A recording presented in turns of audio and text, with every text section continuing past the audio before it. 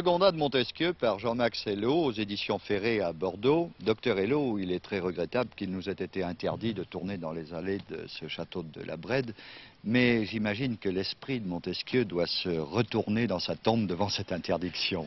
Heureusement, nous avons une possibilité de mémoire rétrospective et de penser que cette allée donnait autrefois sur un chemin de la liberté. Alors c'est ici, à la Brède, que Montesquieu est né en 1689. En 1689, oui, il est né d'une famille terrienne qui était partie de Culan en Berry et qui avait remonté du côté de la Genée jusqu'à Montesquieu, où les Secondats sont devenus des Montesquieux. Parce que j'insiste sur ce fait que Montesquieu à la Brède n'a été que l'émanation d'une grande famille de terriens, vignerons, marchands d'Armagnac, au village de Montesquieu lui-même. Alors en somme, c'est un Gascon d'adoption, mais un Gascon quand même. C'est un Gascon, oui, mais en ce sens qu'il avait une hérédité très chargée, puisque partis du Berry à Culan, ils sont arrivés par le Périgord, la Genée, ils sont arrivés jusqu'au village de Montesquieu, avec une hérédité terrienne très chargée, de vignerons, de marchands d'Armagnac, et c'est en somme ici à la Brède qu'il a fini par atterrir, si je veux dire, en tant que nouveau-né. Et lui-même parlait patois. Ah, lui-même parlait patois, il s'en vantait, d'ailleurs il avait un accent, paraît-il, extrêmement marqué. On l'a souligné en le montrant, vous savez, vivant d'un crouton trempé dans du vin rouge. Et il est certain qu'il devait y mettre un peu d'ail, d'ailleurs, comme il avait mis dans les laits de persane, où il y avait même là de l'échalote, je crois. Alors qu'est-ce qui lui donne son poids dans le monde? L'écrivain, la philosophie, le vin rouge À Paris, je pense qu'il avait beaucoup de choses qui lui donnaient son poids.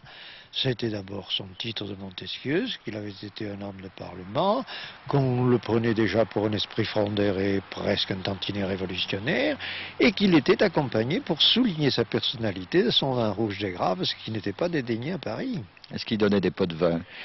Ah, là, je le crois. Vraiment, je le crois, parce que j'ai trouvé, entre autres, dans sa correspondance, des adresses et des lettres à des femmes, où il les remercie d'ailleurs d'avoir introduit son vin à Paris et même, par certains côtés, de l'avoir introduit en Angleterre. Alors, de quelle façon payait-il les commissions? Ça vous m'excuserez, mais je n'en sais rien. Il avait beaucoup de charme personnel. Et je crois qu'il avait beaucoup de charme personnel. Il était extrêmement habile, il n'y a qu'à lire sa correspondance.